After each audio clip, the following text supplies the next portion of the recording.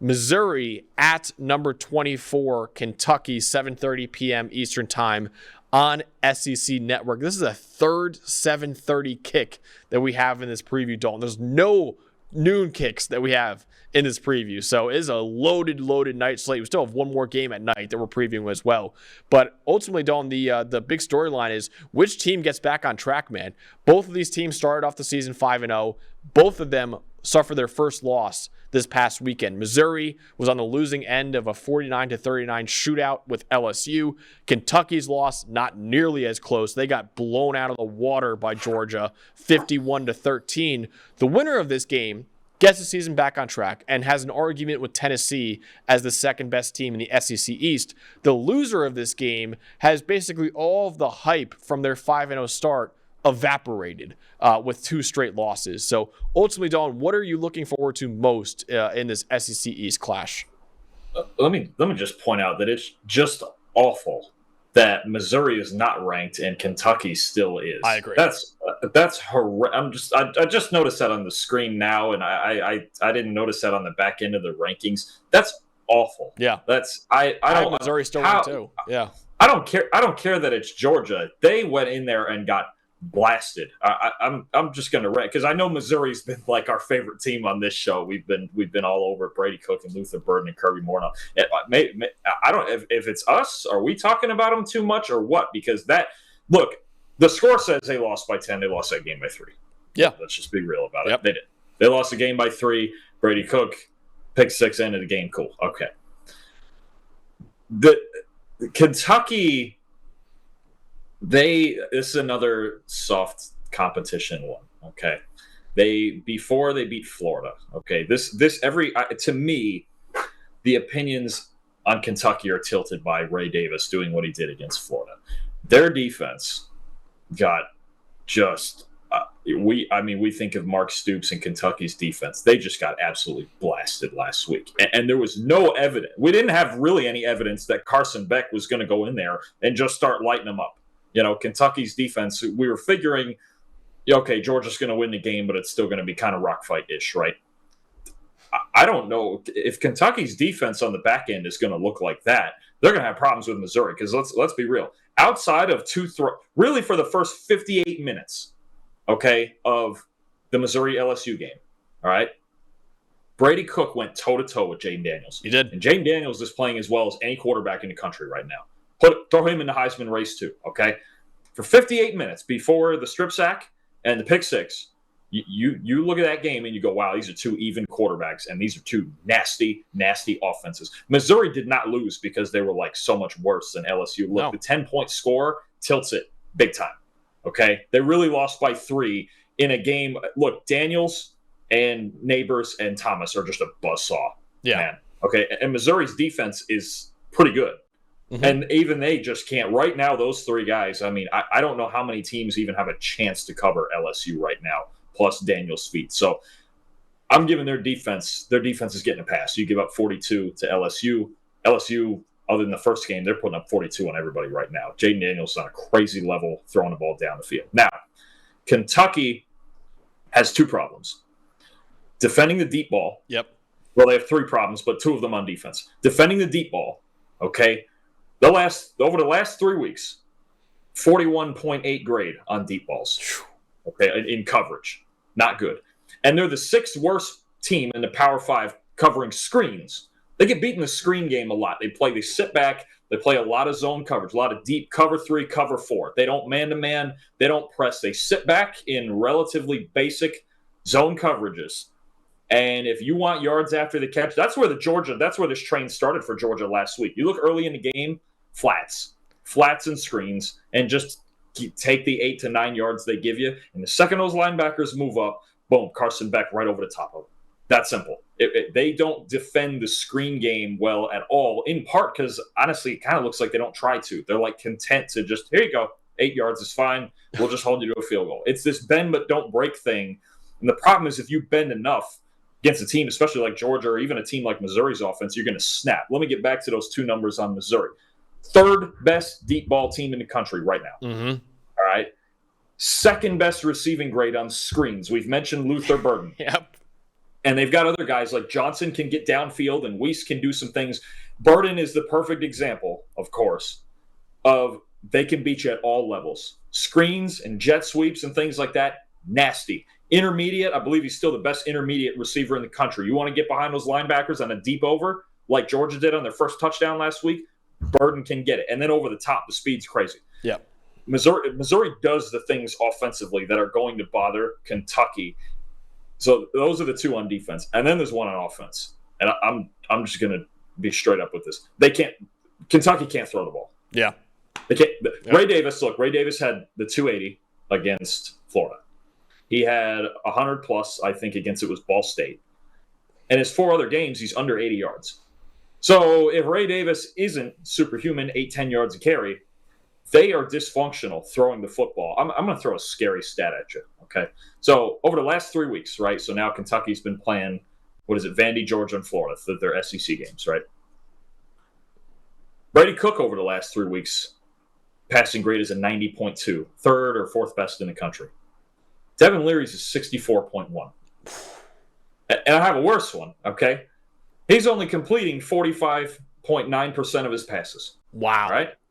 And even worse than that, if I take out screens, where he's obviously 12 to 13 on screen passes, the last 3 weeks on non-screen passes, he's 23 for 62, which is 37%. Oh, jeez. He is, if you take out the screen game, because every college team throws screens into different effectiveness, that's about your athletes and other stuff. If you look at Devin Leary over the last 3 weeks, even though they're 2-1 in those 3,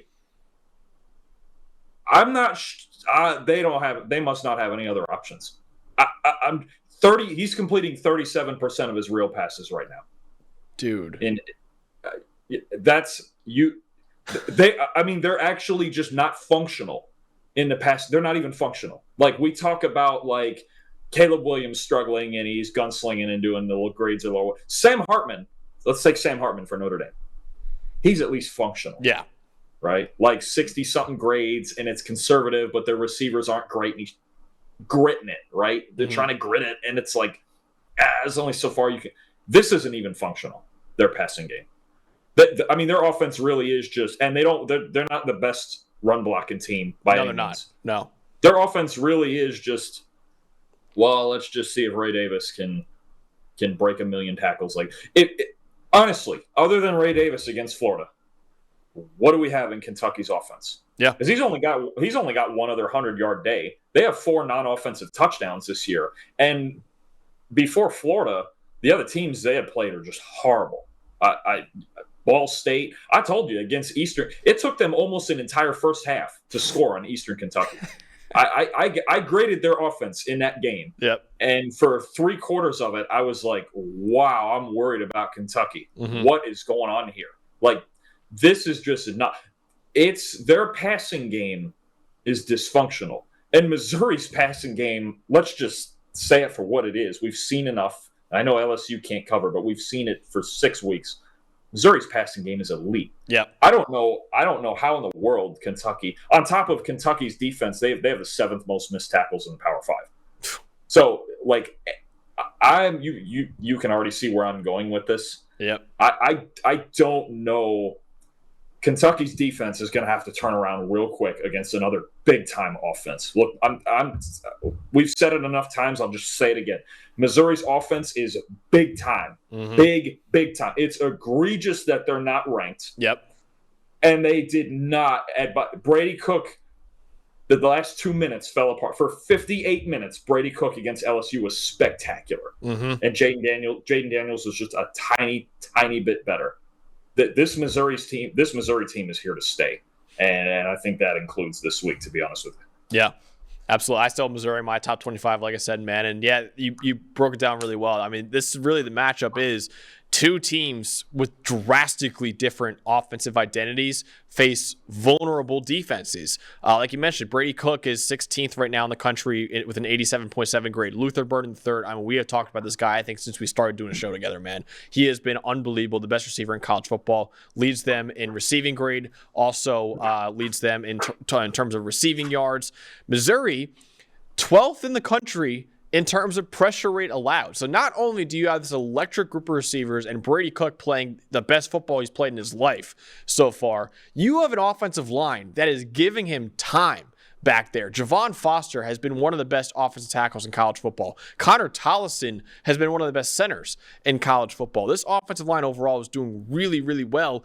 Kentucky, 71st in the country in pass rushing grade and 50th in coverage grade so far this season. Now, Deion Walker, their interior defensive lineman, has played really well, but other than that, man, they can't get any sort of pressure on the quarterback. And like you mentioned, the coverage unit, not great either. Now, the one saving grace maybe for Kentucky in this game is, you mentioned before, Ray Davis. He has the 5th most yards after contact in the Power 5, the 3rd highest rushing grade in the Power 5. Missouri just gave up 291 rushing yards to LSU on nearly 7 yards per attempt as well. And LSU, like we mentioned, is more of a pass-heavy team than a run-heavy team, and yet they still ran for nearly 300 yards on 7 yards per carry against Missouri. So that Missouri run defense is not as stout as we might think, and Ray Davis, man, could have a big game. And that's, I think, the only way Kentucky can win this game is if Ray Davis is superhuman. We mentioned this last week against Georgia, where it's like, yeah, your offense is Ray Davis, man. If he's not going, you're screwed. So ultimately, Dalton, who's coming out on top in this SEC East game? So a couple of things. I'm not as down on Missouri's defense because that's more, LSU is just a buzzsaw, man. And so much of that comes from Daniels. There are very, very few players in college football right now harder to defend than Jaden Daniels. That's a game where I can give him a pass on that. When you play LSU, it makes it all the more impressive what Florida State did to him back in week 1. I think they only give up 3 points in the second half, right? That's just what Jaden Daniels has going right now. It is going to put him in some serious conversations, both in the Heisman race and in the draft. Yep. Honestly, he's obviously not as big, but he kind of has a very Jalen Hurts feel to me. Yeah, I like that. He doesn't give it away. Right now he's taking his shots, which there were times when Jalen Hurts wouldn't take his shots down the field, but also this receiving core is nuts. It feels very, I'm going on a rant now. It feels very Jalen Hurts to me, where you go, boy, we forgot how good this guy is. And that feels like a similar thing where Hurts went in the second round. And if you do some right things with it, Jaden Daniels is going to be the fun name to watch come draft time, because I know a lot of other guys have been getting run. Missouri's defense gets a pass from me, though. That dude's elite, and he's raging hot right now. Mm-hmm. I'm not even going to bust Missouri's defense for that, okay? And it's polar opposite what's going on in Kentucky, okay? Second thing, I realized it this morning. Missouri's the best run-blocking team in college football right now. Yeah. You mentioned Javon Foster. He's been doing this to some extent for like 3 years now. Mm-hmm. Get this man in first-round conversations. This dude's an elite left tackle. I know we have Alt and Fashanu, but he might be third behind them, and not a distant third. I'm serious. Watch this guy's tape. He does everything. And this year, you talk about, I think 2 years ago, he's great in pass protection, had to work in the run game. Last year was like better in both. He was like a top 15, somewhere in there, 15 or 20. This dude's elite, man. Get this guy in first round conversations, Javon Foster. But the difference in this game to me, I've got one team really that I believe is borderline elite offensively, and I've got another that outside of one guy is dysfunctional. You mentioned the rushing yards. A lot of that's Jaden Daniels. Devin Leary doesn't move. Yeah. So he both doesn't move, and he's completing 37% of his passes. I can't pick that guy over an offense like this. And Missouri's, I'm telling you, Missouri's defense is still like pretty good. It's at least like a B defense. It's not Bama or one of these. It's pretty good. I think they're going to get the job done. I'm not sure this game is all that close. The more I think about it, I'm going to say 34 to 20. I'll give Kentucky 20, and I'm not even sure how they'll get there. I'll go 34 to 20 Missouri, because unless they are drastically better in the secondary, especially after last week. But they gave up 28 points to Vanderbilt too. Mm-hmm. unless they're drastically better in the secondary, because Kirby Morris still has this thing rolling. They should feel offensively, Missouri should feel no less confident than they did before last week. They put up 39 points on LSU. They got the job done. Yep. All right. Kentucky, I don't know why they're ranked. I have no idea. I'm going to be honest with you. Beating Florida, Florida plays up and down to everybody, and their front seven just handed them yards. They were all over the place mentally. Give me Missouri 34-20. I think you're going to see this is too stark a difference offensively for me to go the other way on this. That's fair. And first of all, I want to touch on a couple things real quick what you said, because it really made my brain start jogging a little bit. But the one thing is, the rushing yards, like you said, Jaden Daniels had 130 rushing yards in that game. Devin Leary is not that type of mover. And that's also because a lot of the times Missouri is dropping a ton of guys into coverage to try to even, deal with the two receivers and Jaden Daniels. And then all of a sudden you have to. Well, how else would you play LSU other than what right now? You almost have to let them run the ball. Yeah. Honestly. I agree. The other thing I wanted to touch on, because I think you just unlocked one of the best comps that I've heard so far in this whole draft process is, and I know it's lofty considering how good this guy is in the NFL right now, but I love the Jaden Daniels to Jalen Hurts comparison. And I know this is a tangent. We're not even talking about LSU in this preview, but I wanted to go off on a little bit because you look at that, man. Jaden Daniels, when he started off his career at Arizona State, was let's face it, terrible passer. Jalen Hurts, when he started off at Alabama, he could only run the football too. So he was not a guy that could throw the football. Then, they continued to progress. Jaden Daniels at Arizona State was not a very good passer. Hurts at Alabama, never really a good passer. Transfers to Oklahoma, is an elite passer all of a sudden. Jaden Daniels transfers to LSU. All of a sudden, last year, still a great runner, progressing as a passer, got a lot better as a passer. This year, he's one of the best pocket passers in college football. You look at Jalen Hurts now, he's one of the best passers in the NFL right now. So I love that comparison, man, where they both were bad passers. There's a big common denominator between the two of them, and this is going to come up. Trevor and whoever else is going to bring this up come draft time. They are two of the elite since we've had PFF college since 2014 or 15. I believe Jaden Daniels, has the best turnover-worthy play percentage that we have charted since we started doing this. And it might be Jalen Hurts' record that he broke. It's close. And Jalen Hurts is somewhere in that top 5. These two guys, when you don't give the football away at this level, you're really good. Like you more. So last year we were waiting on, I think Daniels only made like 12 or 13 big time throws. You can wait on that because he doesn't lose you ball games. I'm telling you, he's not as thick. It's a little different style. Daniels is a little more wiry and quick, whereas Hurts has just got the 700-pound squat that's going to run you over, right? Even now with the quarterback sneak every other play.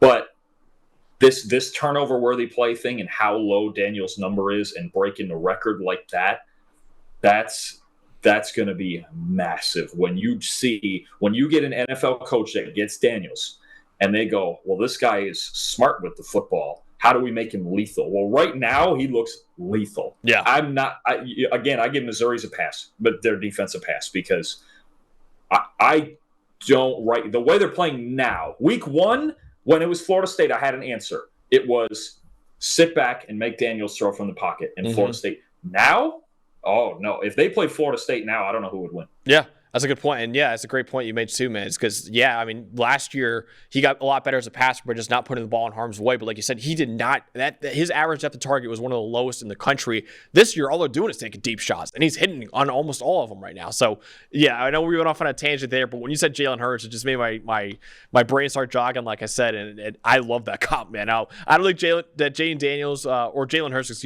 will take the hits as Jaden Daniels does, where it seems like every week Jaden Daniels is getting lit up because of the way he runs the football. And like I said, Jalen Hurts is too big and too strong to be lit up like that. But I still love the comp, man, for just how they've progressed. And every year of their careers, they've gotten better. And even Jalen Hurts from Alabama to now, every single season, he's gotten better as a quarterback. Jaden Daniels is the same way, man. So I love that comp. But I got Missouri. Just going – that tangent was long, but I love that comp that you made, man. But I got Missouri as well in this one. 30-24. I think Missouri's offense is just too explosive for Kentucky in this game. I just don't see, other than Ray Davis having 250, I don't see how Kentucky's offense is going to be able to keep up in this game, especially when Kentucky's defense is struggling the way it is.